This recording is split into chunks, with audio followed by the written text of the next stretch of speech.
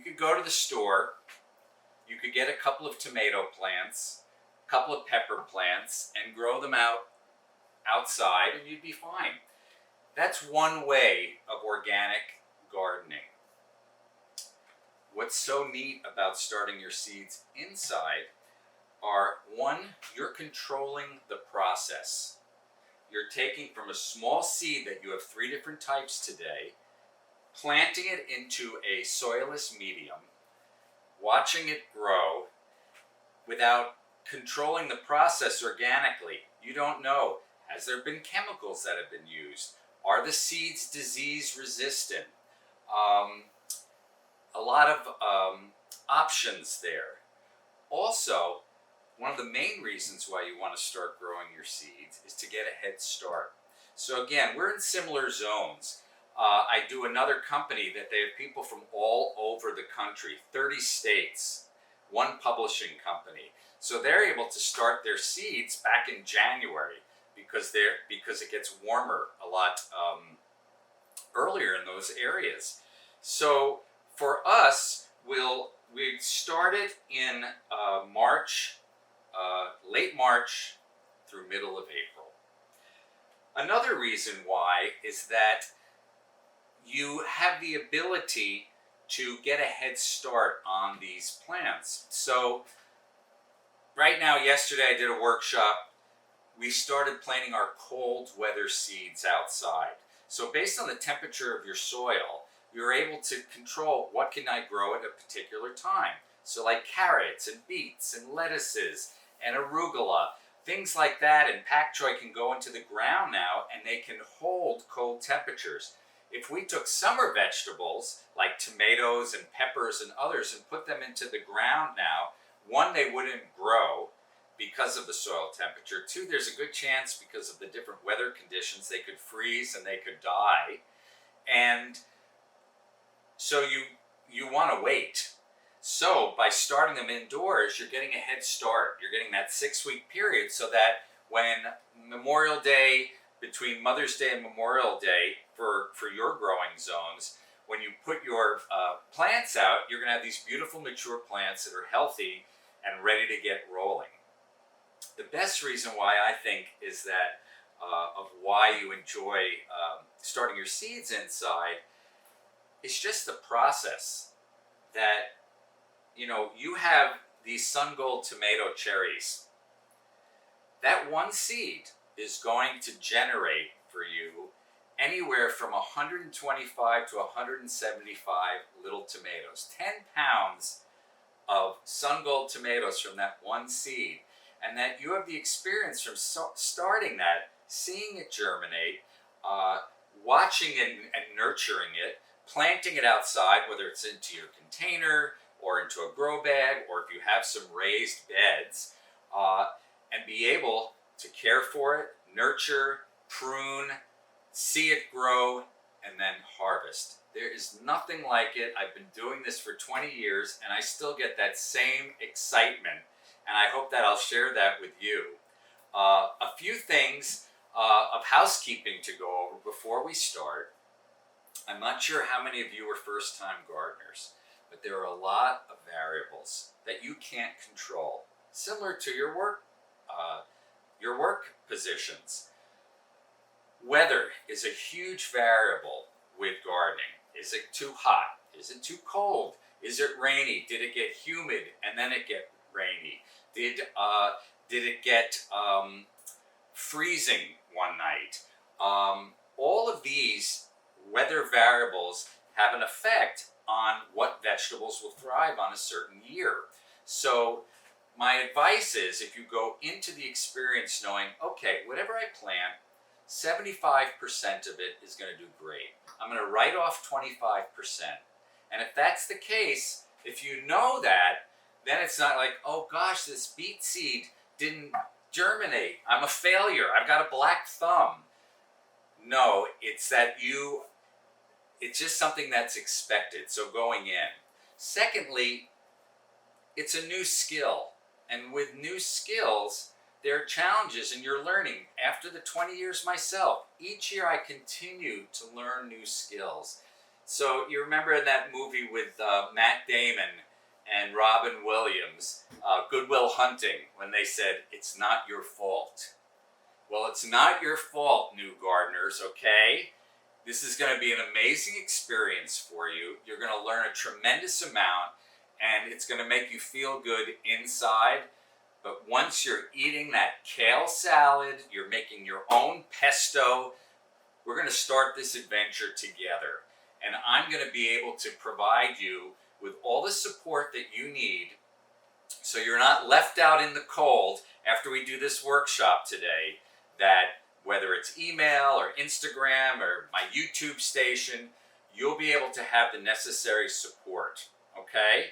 So as we continue, I want you to do something right off the bat if you haven't opened up your kits. We'll go over all of the different details, but I want you to do something right from the get-go. So your growing mediums, these are called peat pellets. And this is what's called soilless soil. It's made up of peat moss and a vermiculite and other micronutrients. This is what they're going to look like so that we can actually provide this as the medium to grow. So you remember either when you were a kid or your parents now of children and you put the rubber ducky thing in the bathtub and you put water and they expanded. This is exactly what happens with going from a pellet to an actual pod. So what you're going to do is you're going to get some room temperature to warm water, okay? And you're going to take that and you're going to pour it over the entire tray. Don't worry if the pods pop out. You're going to go up an inch. And then you're going to take it and you're going to set it aside. These are going to take approximately 7 or 8 minutes to be able to get to the size that we need to start growing. So hopefully you've done that. Make sure room temp warm water, not cold. So what things can we grow inside to start? They're all your summer vegetables. So I've selected for you today 3 winners that I love. One is, these are called Sun Gold cherry tomatoes. This is my favorite cherry. It's an orange color and very prolific.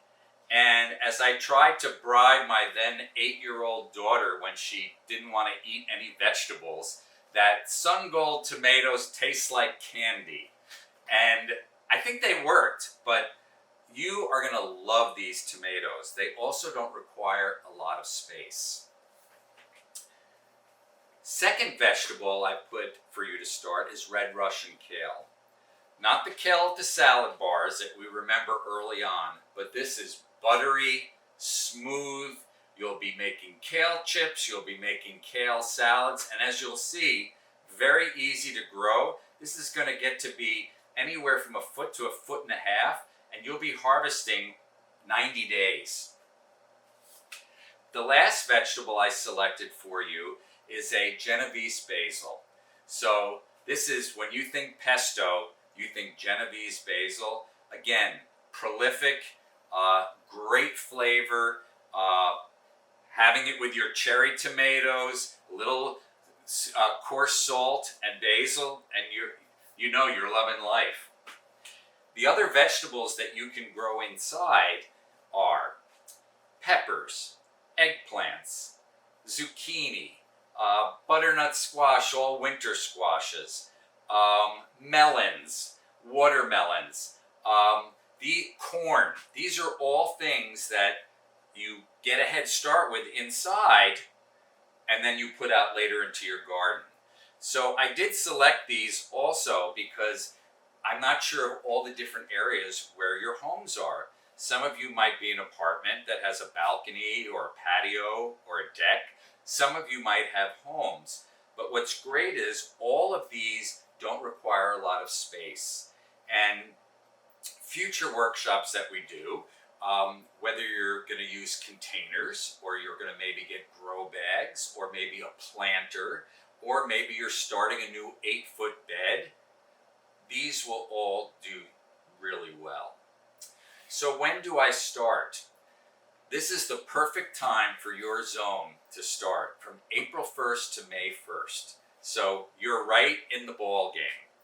And this way you'll have 5 to 6 weeks of starting, so that when you put your little immature plants outside, they're going to go right into the soil and they're going to thrive.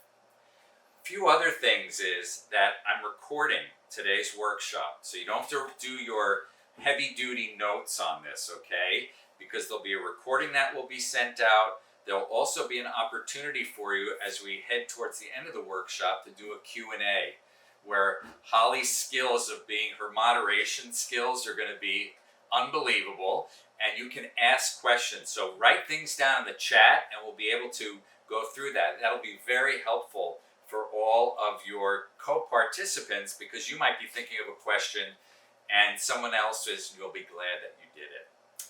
So we know the what, we know why, we know when. How do you do it? Well, like they said in Chopped, grab your kits. So open up your kits. Right now, your pods, if you've started, should be expanding wonderfully. So in your kit, you have your tray. You also have something which is a dome, which I'll explain to you, is what you use to accelerate the germination process.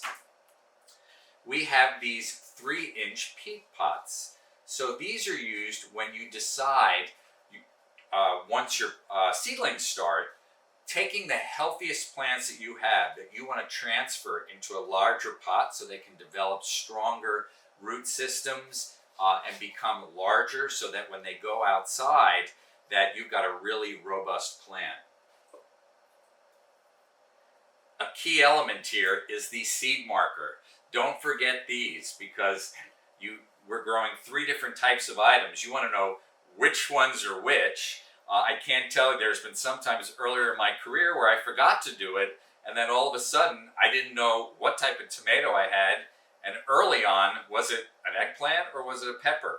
So these are great to use. I also follow up using like a little Excel spreadsheet or something, so that you can be able to show a visual floor plan for yourself. So you have 2 ways to remember of what's germinating and what steps you can take, because later on, each has a different planting style.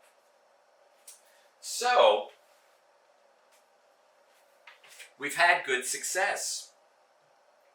These are now a beautiful 1-inch size, and if you feel, there's some weight to them, so you know that they've been saturated. So you'll take all of your pods and you'll place them into the actual containers for each. And if you notice, there's 2 sides to your pod. There's on the top, there's a little indentation that goes facing up.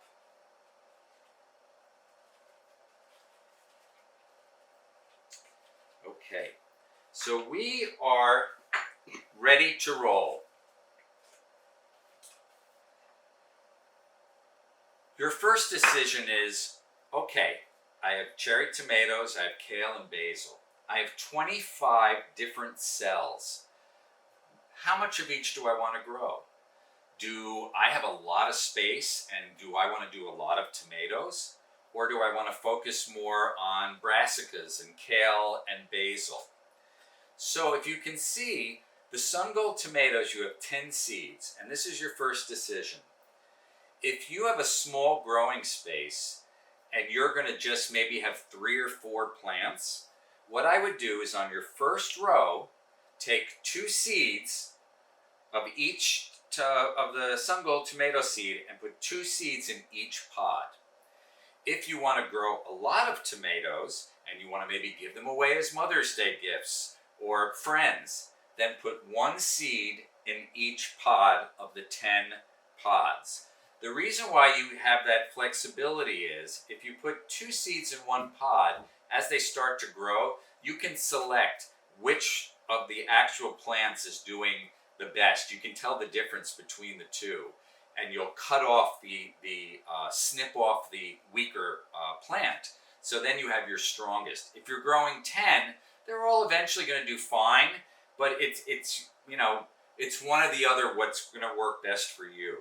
So then based on your tomatoes, then you could decide how many kale plants, seeds you're going to use, and how many basil plants. So that's what you should focus on next. So I'm going to start with my tomatoes, and I'm going to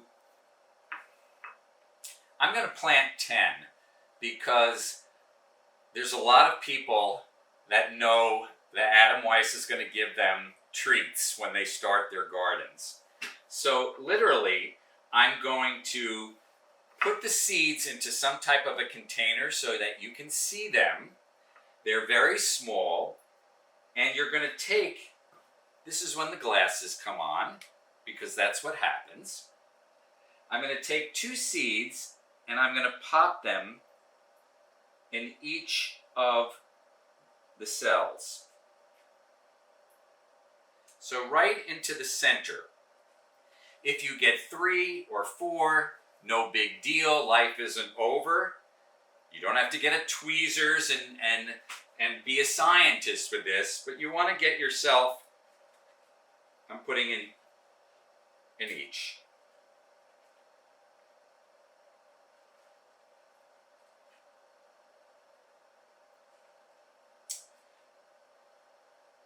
Okay, so the next step is what you want to do is you're going to pinch the top of each of the pods to make sure that the seeds are encompassed inside, because you don't want the seeds to have direct to the sunlight until they germinate.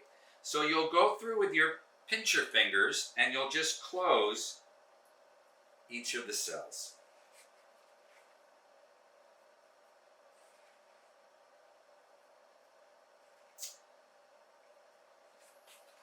Done. Now you'll do the same process with your kale and your basil. So again, put 2 seeds in at least into each of the pods. And as you can see, you have plenty of seeds. If you can see, the tomato ones you only have 10 because they are a luxury type of heirloom seed. But on the Russian kale and the basil, you have enough to plant 2 trays of these. So plant the seeds, take the seed packet at the end, tape it up on the top, put it into a cool area, and you can be able to use these seeds next year, the following year. You can get 3-year seed life out of them, okay? So we've planted all of our pods. The next thing we're going to do is we're going to use your dome. By putting on the plastic dome, what it does is it creates a micro environment with humidity. So at that point, it allows your temperature to be warmer inside. There'll be condensation that'll be on top of your tray. That's a good sign.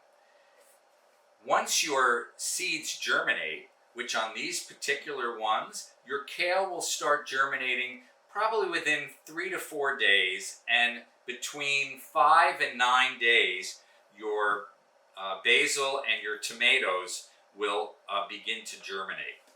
So you'll take your tray and you'll make sure to place it in a sunny area. So I actually have taken the box from your kit. You need to find something wherever it is in your home that you're getting as best sun as possible. So I'm putting it right under my kitchen window, and this does very well. So once they're there, for the next 5 to 8 days, you're doing nothing except going and watching and seeing what's the first seed to germinate.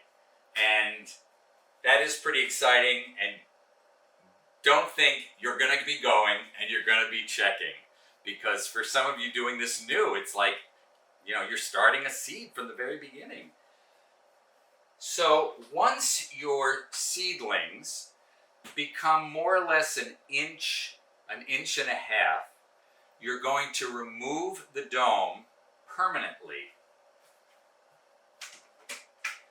Because if you keep your dome on your seed tray, once they germinate, that humidity could cause drenching of your plants, and you don't want them to have that heavy-duty intensity with water.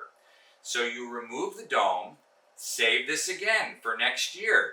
These are great, they're very inexpensive, but they play a very important role in seed starting.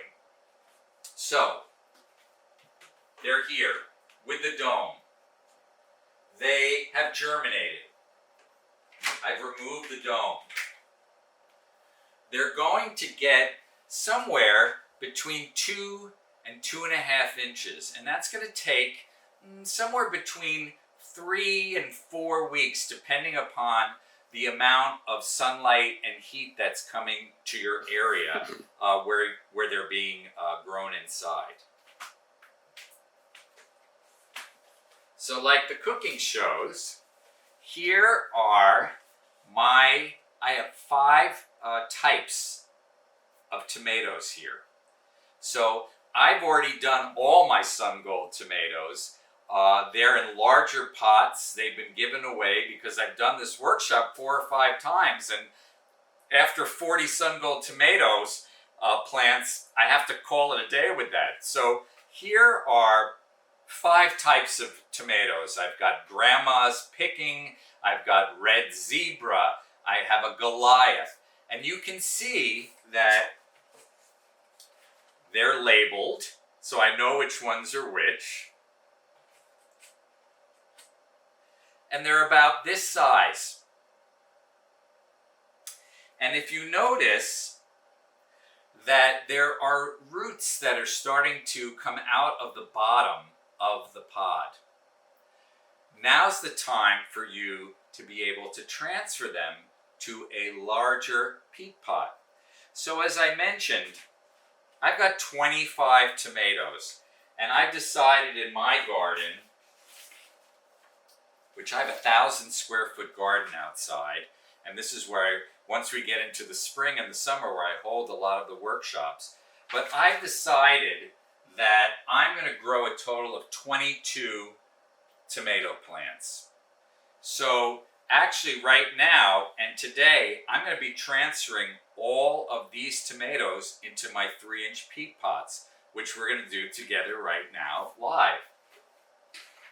So this is what the end product looks like. So you can see that this was transplanted 4 days ago. Once this is ready to go outside to go over the process of hardening off, it'll be about this large.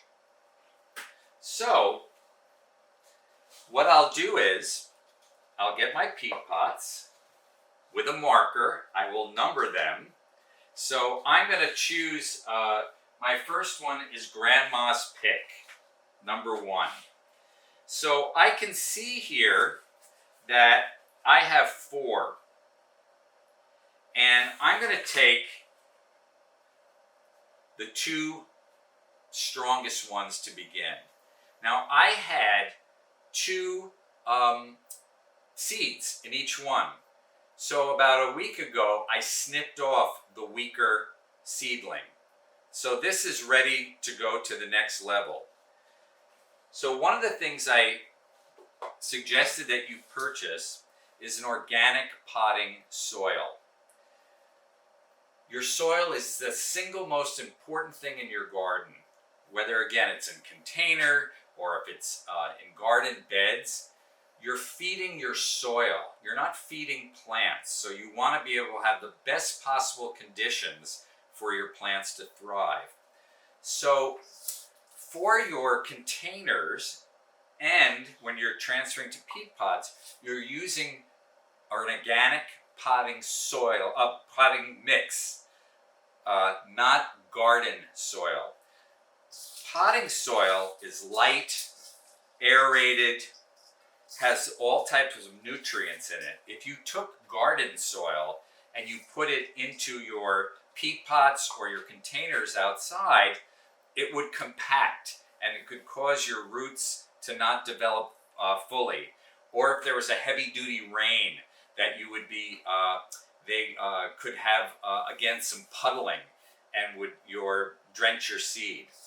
So I'll put on the follow-up email to you a few varieties of organic potting soil which you can purchase. And then what you'll do is you'll get it dry. It comes, you never can have enough potting soil. So I think they'll come in a 1.5 cubic foot bag. Get that. It's less than $20. And if you're going to start growing some other things outside, it's just good to have. So I've taken my potting soil and I've added some water to make it moist. And I've used my hands to just, so it can hold, but it's not wet where it's dripping. So what I'm going to do is, I'm going to take a little of the potting soil and I'm going to put it on the base of the peat pot.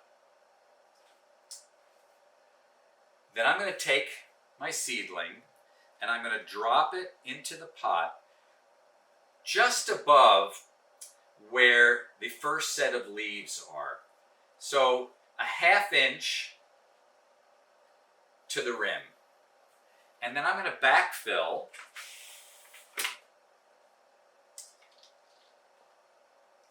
with potting soil, and I'm going to very delicately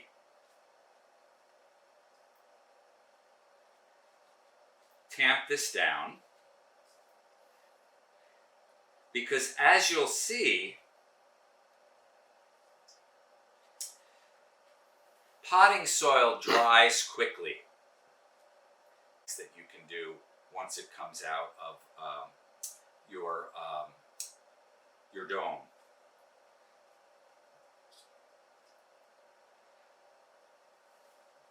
I'm going to water in.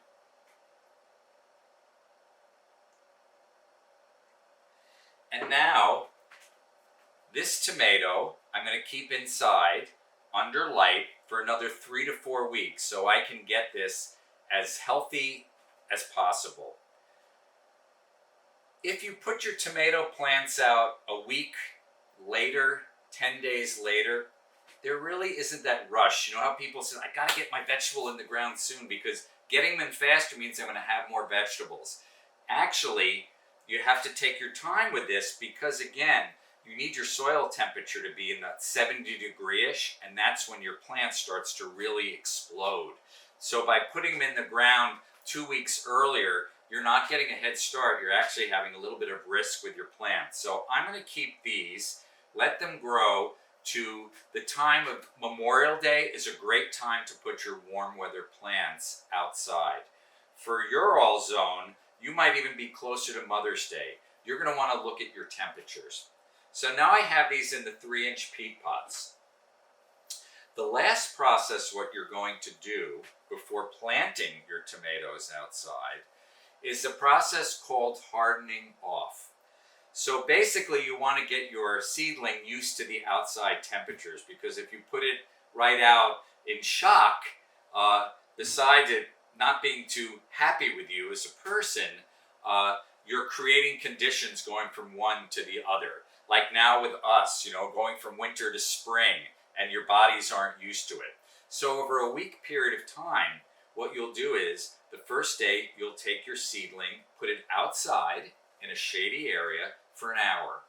The next day, 2 hours, you'll take it in. 4 hours the next day. 8 hours the next day. And then the last 2 days, you're going to keep your seedlings outside throughout the evening. Again, not in a sunny place, in a shady place, so that they're well climatized so that you can put them in the ground. Now,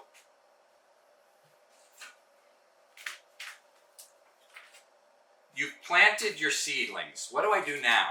There's 3 big areas: water, sunlight, and care. Now, you'll feel your pod and there's some weight to it. And as you get more comfortable in the process, This is very quickly going to change to like a light chocolate color, and the actual weight of the pod is going to get dry, and you're going to know it. And that's the time when you water. So probably every 2 to 3 days, you're going to be watering your little seedlings here, even when they haven't germinated. Okay, so what I do and I suggest is, instead of taking and going over the top with water, you're going to water from the bottom of your tray, meaning that you're going to put your water on the side, and it's going to permeate throughout all of the seedlings from the bottom and come from below. Because if you did it from above, you're going to damage your seedlings. They're so tiny. So you're going to be looking out for watering every 2 to 3 days. You might find that your seedlings, as they're getting larger, are all like pointing in one direction. They're actually gravitating towards the sun. So what you'll do, every 3 or 4 days, is you'll just rotate your tray. So you've got your watering, you've got your sunlight. The last piece is, these guys and gals are going to want to eat. So when you have your pods for the first couple of weeks, 20 days, there's enough micronutrients to be able to feed your young seedlings. What you want to be able to do at that point, and again, I'll include in a follow-up email to everyone, is to purchase a type of an organic fertilizer in a liquid concentrate that's organic, that you dilute down, and you're able to, once or twice during when they're the inside period, is to water your plants with something that has a good quality fertilizer that's going to promote growth and accelerate it. So you'll do that a couple of times. 3 weeks in. The second time when you transplant into your 3-inch peat pot. So,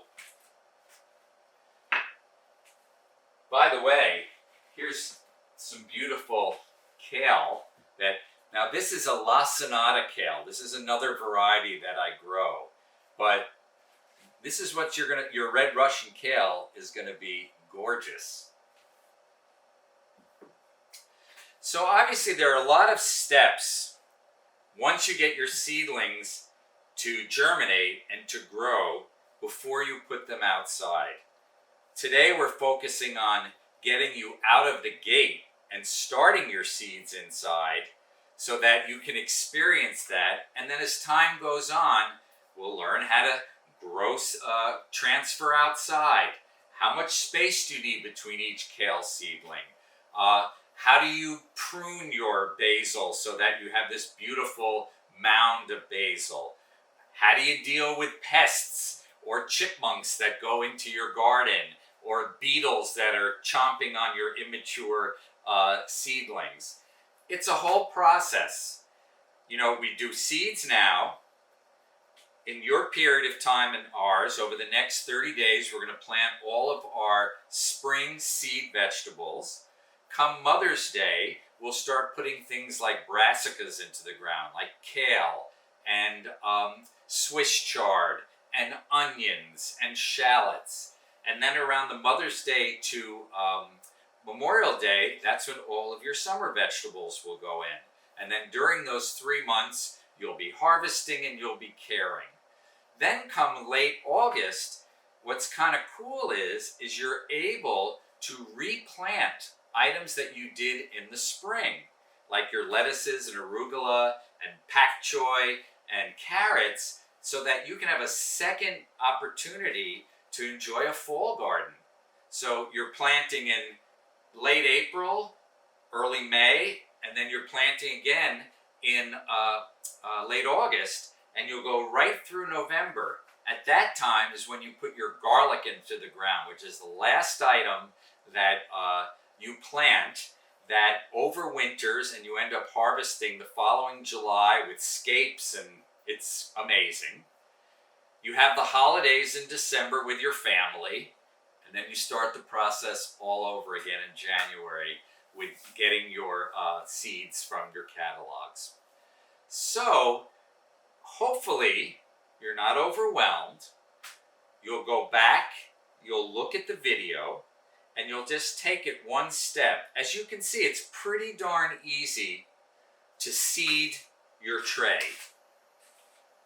You just want to make sure that you pour enough water over the top, wait that 8 to 10 minutes so that the pods can be absorbed. Don't forget to put your dome on and put it in your sunny location.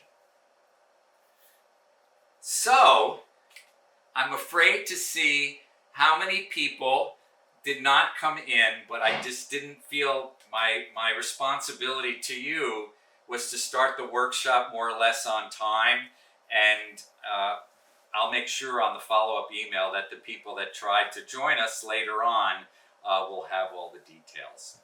So, how about some questions? I'm sure that you're ingesting a lot. If you want to put some questions into the chat, Holly, you can ask what people would like to get some information on.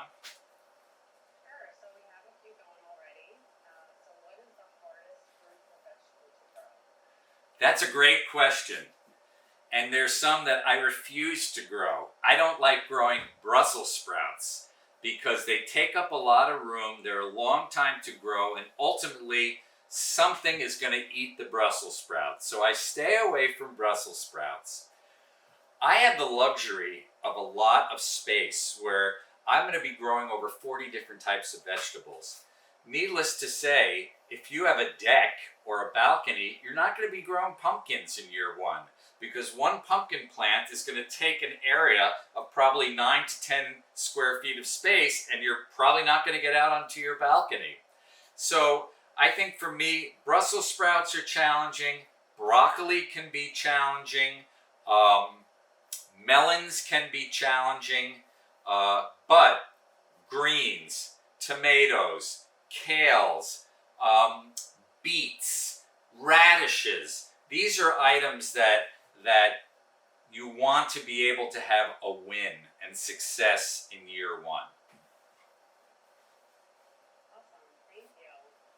What are some items that are bad to add to composting bins? Okay, it's great that you're asking the quality of questions. So I just built another 2-bin compost bin. I do a whole workshop on compost.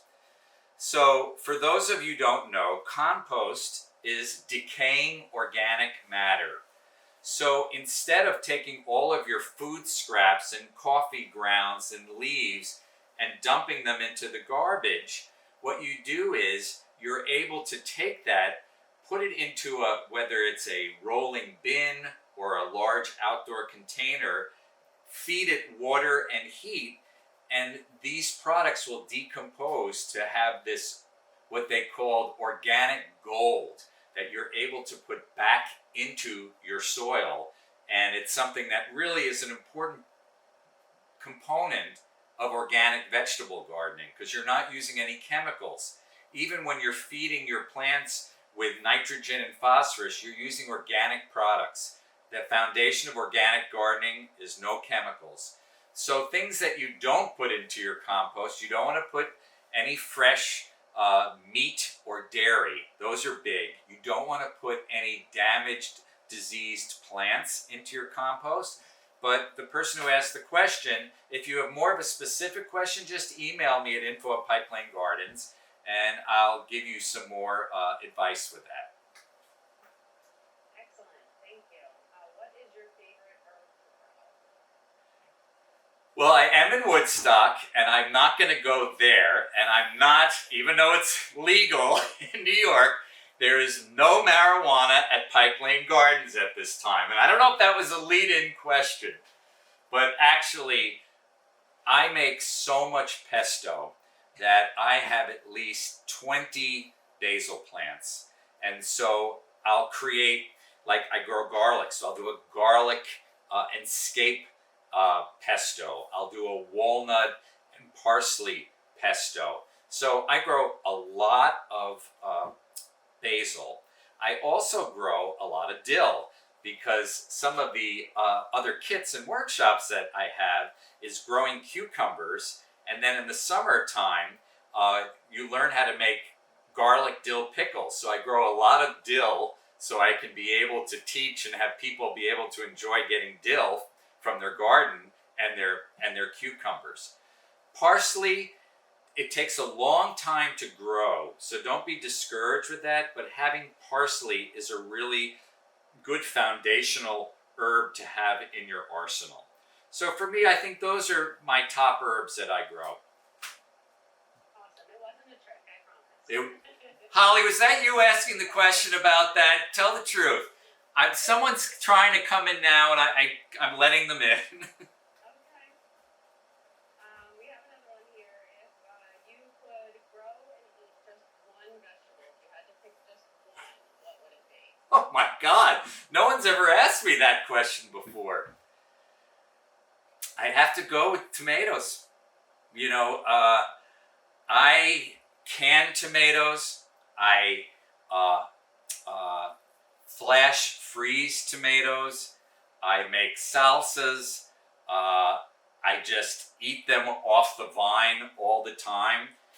There are so many heirloom varieties and hybrid varieties, and what I wanted to mention earlier, but got sidetracked with letting people in, is one of the advantages of seed starting is you might have one or two types of, if you go to your garden store, maybe you'll see two types of tomatoes, one hot pepper variety, one cucumber variety.